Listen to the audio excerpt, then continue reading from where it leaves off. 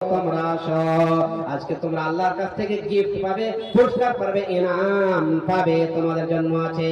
তার মা বাপ বলবে আমরা তো এমন কোন আমল করিনি যেই আমলের বদলে, যে আমলের কারণে আল্লাহ তোমার কাছ থেকে আমরা আজকে পুরস্কৃত হব, পুরস্কার পাওয়ার আশা রাখবো। আমাদের এমন কোন আমল নাই, কোনো কাজ নাই। আল্লাহ বলবেন আছে, আছে, একটা কাজ আছে। তোমরা দুনিয়াতে খেয়ে দেই না খেয়ে কষ্ট করে তোমরা তোমাদের ছেলেকে মেয়েকে পর্দা পর্দায় রেখে জিন্দেগি সঠিকভাবে জীবন যাপন করার জন্য মাদ্রাসায় মক্তবে পাঠিয়ে দিয়ে কোরআন শিক্ষা করে কোরআনের জিন্দেগি মোতাবেক তৈরি করেছিল, ছেলেকে বানিয়েছিল হাফেজ আলেম কারি। এই ছেলে কোরআন পড়েছে, কোরআনের উপর আমল করেছে। এখন তোমরা আমার কাছে পুরস্কারের বাকি আছে, পুরস্কার নিয়ে যাও।